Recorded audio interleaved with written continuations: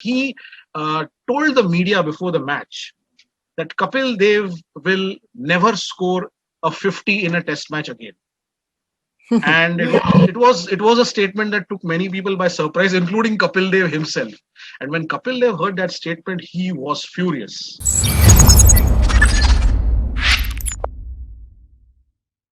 We also had an incident where, we are talking about a time where Sunil Gavaskar had become the captain of the Indian team, a senior figure, 8 or 9 years into his career. And Kapil Dev was just coming into Indian cricket. Everybody knew about this guy having the potential. A fast bowler who could bat, and there was excitement in that sense. But Mr. Gavaskar wanted him to have that fire within, and he wanted to ignite that fire, and he came up with an interesting solution to that, to ignite that fire in a youngster. When did that happen, and how did it happen?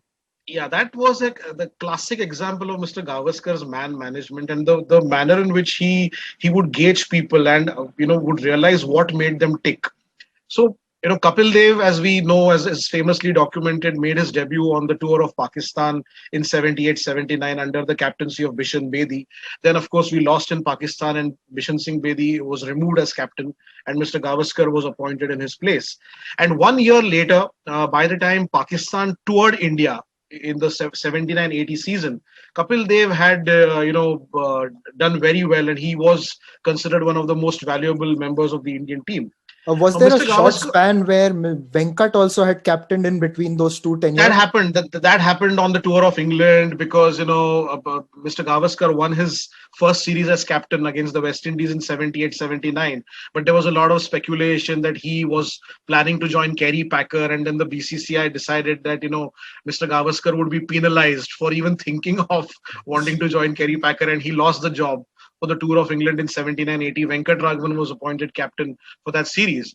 But by the time that series ended, Mr. Gavaskar was back as captain for the home season of 79-80. And obviously, Kapil Dev, he added a lot of value as a new ball bowler. He was the fastest bowler we had seen for decades playing for India. But Mr. Gavaskar also knew that this guy can bat, and Kapil Dev had indeed scored his maiden test 100 against the West Indies in that 78-79 series, in fact. But Mr. Gavaskar had seen him far too often getting out after getting off to a start, so throwing his wicket away to an over ambitious shot.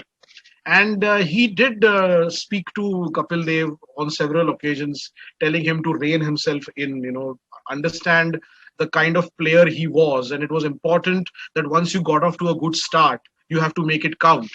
But Kapil Dev, for some reason, could not curb his impetuousness and he kept throwing his wicket away after getting off to a good start. And the series against Pakistan began in 79-80. We had just beaten Australia in a six-test series, and then Pakistan came on. The Pakistanis were expected to thrash us soundly in that series, but the first two test matches were drawn, and the third test was to be played at the Wankhede Stadium, Mumbai. And Mr. Gavaskar came up with this idea where he told the media before the match that Kapil Dev will never score a 50 in a test match again. And it was a statement that took many people by surprise, including Kapil Dev himself. And when Kapil Dev heard that statement, he was furious. He was very upset. How can my captain say this about me?